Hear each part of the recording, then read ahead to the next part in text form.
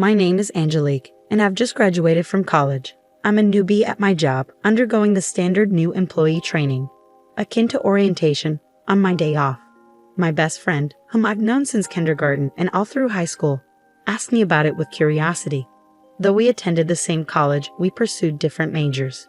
She continued on to grad school, so she's keen on my transition into working adult life. You won't believe it, I said, recounting my experience. We start with a morning run every day as part of building our stamina. Really? Everyone, she exclaimed, evidently surprised by the rigor. It seems so. It's like a first taste of the toughness of working life. Unless there's a specific reason, everyone up to their second year participates. Those with 3 years or more are exempt. But still, about half of the entire company joins in. The other half opts for activities like crosswords or brain training exercises. Whoa, interesting. I totally skipped the exercise part though, she chuckled, amused. Our company motto is also unique, I continued. It's something like always be healthy, work hard, play hard, and live a long, active life. So, for the first 30 minutes after starting work, we have time for physical and mental exercises. That is really unique, she remarked. I can interact with people from all ages and departments. It feels like an extension of a club or group in school. It's fun. I really do love the company I've joined. But don't you seem kind of tired? You're really observant, I replied, somewhat taken aback by her sharp observation. Yes, overall the atmosphere at the company is okay. But there is one, if not the only colossal obstacle, a supremely arrogant individual who stands in my way. You want to quit? She asked, concerned. Oh, I see. Just as I thought, you lack determination.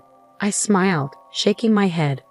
The woman who is my manager is complaining bitterly on a call with a part-timer who has been absent for a few days. Her loud voice, meant to be heard, seems to be filled with malice, pushing the other person into a corner. The manager, whispered as the queen of damaging sighs, has the destructive power to completely demoralize the person on the receiving end of her tirade, I explained. She's like, I'm taking a break, and then all of a sudden doesn't show up for days, neglecting her duties. And now she says she's quitting. How carefree. Just because she's part-time doesn't mean I'll let her get away with this. I'll push her to the very end. This goes beyond sarcasm. It's downright terrifying, I continued. The last day the part-timer came in, I noticed her body stiffened, tears welling up in her eyes. What's wrong? Are you okay? I asked. She had been scolded by the manager again. She was trembling as she spoke.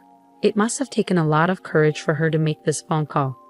Since the manager has no choice but to accept her resignation, it would be better to just let her go without any more sarcastic remarks. It's been about a month since I joined the company. Considering that the first week was just going around and learning from all the departments in the company, I've encountered similar situations twice in the short span of 3 weeks, I sighed. It's so inconvenient. She hardly does her work and just drags everyone down. All I'm doing is pointing that out. The manager, secretly referred to as the Empress in the company, always has deep wrinkles between her eyebrows. It takes effort to replace her. It's only natural that she should have the consideration to find a replacement and finish the handover before she quits, right? The tension spreads among the employees present as the manager seeks agreement, I explained. Everyone pretended to be focused on their work, nodding without making eye contact with the manager. However, she caught on. You seem to have a problem, she said, as I recalled the face of the part-timer. I found myself ensnared in the scrutinizing gaze of the Empress. I'll ask you once you receive your salary. You should take responsibility for your work, right? Yes, I replied, feeling the weight of her deliberate question. There seemed to be no other option but to agree, and the manager knew it, directing the inquiry squarely at me. Do you think it's okay to act selfishly in the workplace? She continued. No, but selfishness is the enemy of work, right?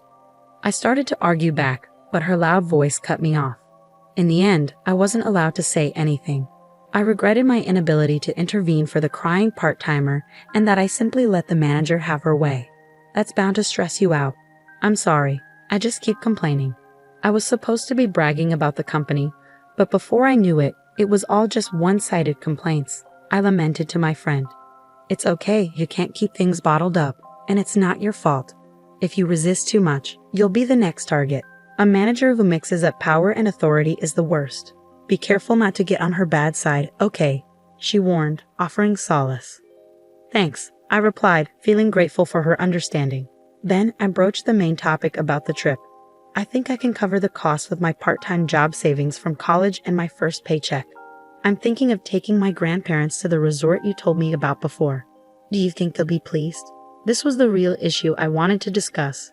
She was well informed about traveling, having done so extensively with her family. Of course. The end is one that even my picky grandmother was completely satisfied with. You can't go wrong, she assured me with a smile. I'm glad. I really want to make it a good memory since we're doing it, I expressed, feeling relieved. I had been planning a trip with my grandparents using the money I had diligently saved up. They were the ones who raised me in place of my parents who passed away when I was young. I wanted to give something back to the two of them who always put me first and supported me, so I had been saving money from part-time jobs since my college days. Seeing my friend smile, my cheeks also relaxed. However, it was Friday afternoon, the day before the trip. I was summoned by the manager and approached her desk. Classify these by category and analyze them. They're documents to be used at the beginning of next week, she instructed, her lips adorned with unusually bright lipstick and a smug smile etched on her face. I blinked in surprise as I saw the pile of thick documents before me. You want me to analyze this by the end of the break? I asked, incredulous. There were several binders, each one incredibly heavy, and they were all disorganized. Just sorting and classifying them alone would likely consume the entire day, let alone analyzing them on top of that. To my bewilderment, the manager responded with a victorious air. I'm glad you understand my orders. You've been ignoring instructions recently, you see. Unable to hold back the unreasonable accusations, I decided to stand my ground. I hate to point out, but it's Friday and there are barely 2 hours left until the end of the day. It's simply impossible to finish these documents by the beginning of next week. I attempted to remain calm, but ever since our part-time worker left, the manager seemed to have singled me out for intensified harassment. She excluded me from office memos, issued incorrect instructions, and then blamed me for misunderstanding. On top of that, she dumped an unmanageable amount of work on me, which clashed with my long-awaited vacation plans. It seemed like my objections didn't bother the manager at all. You're going to use it at the beginning of the week, right? It's fine if you come in over the weekend to finish it. Oh, and just to let you know, these documents are confidential, so don't take them home. Please, wait a second. I tried to argue, but the manager interrupted. I have a meeting soon, and I'm leaving directly from here today, before leaving the pile of documents on the desk and walking out. The next day, my planned trip with my grandparents lay under the expansive sky. As they noticed my stifled yawns, they grew concerned. Are you okay? Staying up all night and then going on a trip? Maybe we should have canceled. I'm fine, don't worry. I was really looking forward to this trip today, I reassured them. Yeah, I could sense their worry knowing I had worked all night and rushed home just in time for our departure. I couldn't let my fatigue dampen our special trip. No, this won't do. It's a special trip, so I have to make it enjoyable. I mustered up some cheer and directed a smile toward my grandparents. Look at this view, it's amazing. The sea is so beautiful. Don't worry about me. I worked hard so that I could enjoy delicious food, soak in the hot spring, and sleep soundly on a fluffy bed. My attempt at lightheartedness seemed to relax them, and they began to enjoy the scenery with relieved expressions. But amidst the enjoyment, a nightmare awaited me. Did you finish the job I asked for? You didn't quit, did you? A familiar voice startled me as I strolled alone in the inn after checking in. Why here of all places? I muttered to myself, but the manager, seemingly reading my thoughts, snorted and left. I ruined your weekend to teach you a lesson. I thought it was unlikely, but as I thought, you ignored my instructions, didn't you? The manager's words felt like a curse, and I was overcome with dizziness. The thought of being given work to ruin my vacation filled me with anger. But how did you know about my plans? I asked, astonished. You were chattering away during break time. Where are you going? When are you going? Oh, I'm so jealous. You were so pleased being praised by everybody. It was hilarious, she replied casually, revealing her eavesdropping habits. Realizing that my innocuous chats with colleagues were being carefully listened to, I felt the chill. Besides, I'm surprised. This ain't is too good for you, she continued, her tone dripping with disdain. Excuse me? I responded, confused. You don't get it. It's an eyesore to see commoners wandering around. Look, there's a rundown inn next door that's more your style, she sneered.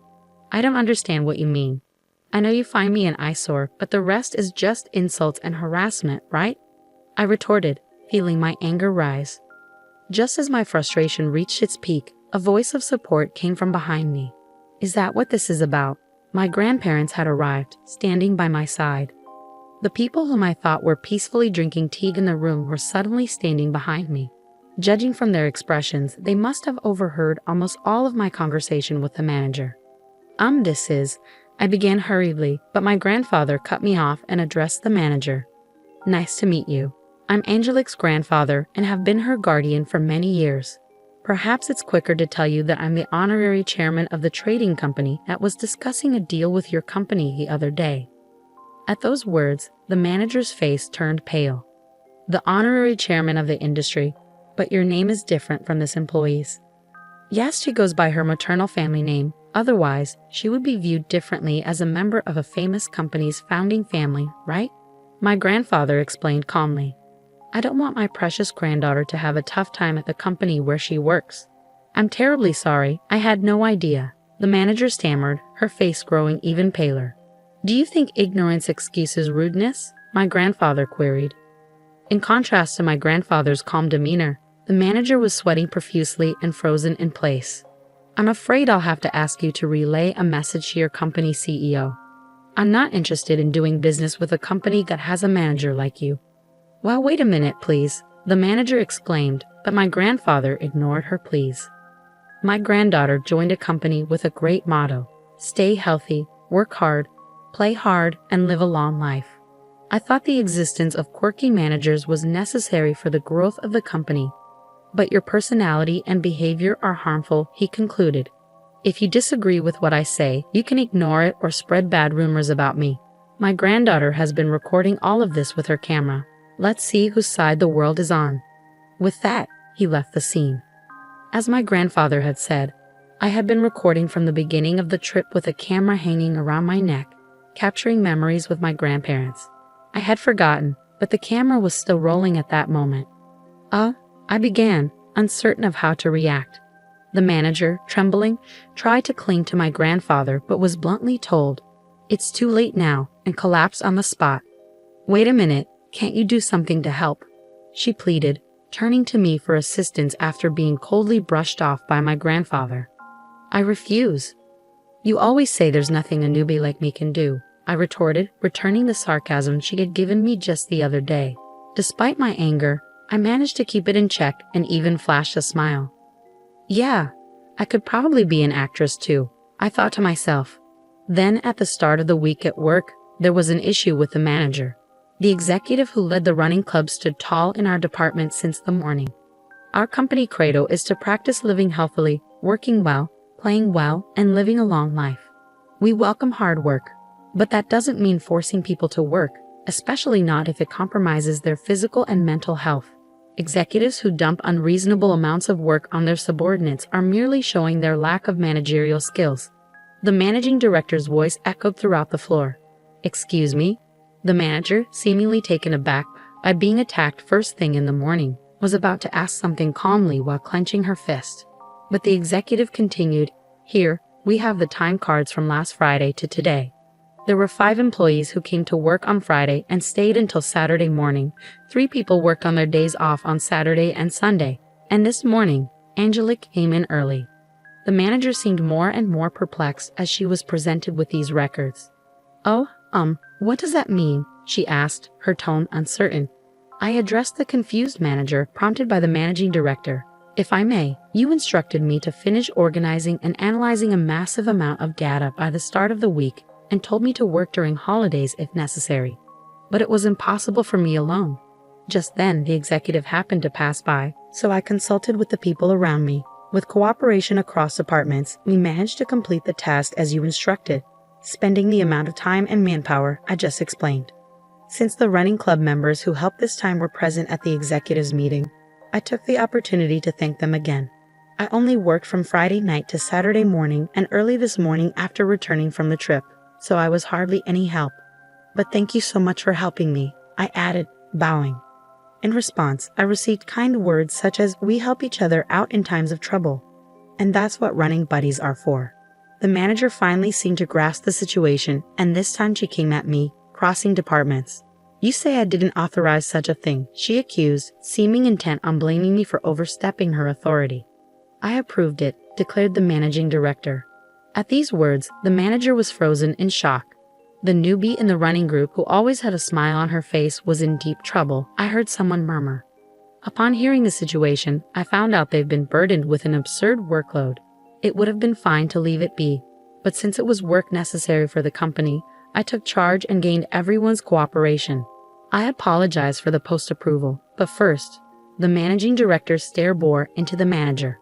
I can't forgive the base motives behind burdening a hard-working employee who's trying to be filial to their grandparents with an impossible task just for harassment, were the most forceful words I'd ever heard the managing director say. His face softened a bit. The other day, my grandchild who visited me cooked up some fried eggs. Heaven recently learned how to make them. They were overly charred and even had eggshells in them, a real mess. But it was the first time my grandchild had cooked something with such dedication.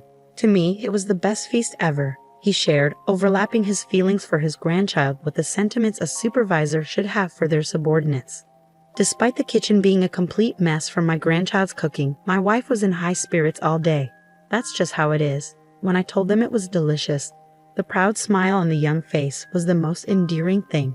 The managing director continued, his unexpected story bringing tears to the employees' eyes as they shared memories of their own grandparents. "I still can't forget the taste of the rice porridge my grandma made me when I was sick, and the pat on the back my grandpa gave me, saying, 'Pain, pain, go away,' seemed to heal me faster." The employee reminisced, almost bursting out laughing at the managing director's doting grandparents' stories. Feeling a lump in my throat, I wondered if a present for their grandparents could elicit such an emotional response. The people who helped me that day told me as I bowed, "If you think you're causing trouble, the best way to show us respect is to go and have as much fun as possible." And they set me off on my trip. I love this company, all of you, and of course my job. That's why it's so frustrating to see part-time workers and employees like me being targeted and quitting due to unreasonable demands, I voiced, mustering all the courage I could. A warm round of applause erupted from those around me. However, the manager seemed irritated by this and confronted me. "Do you think it's okay to talk like that?" she challenged. The managing director quickly reprimanded her. "Silence.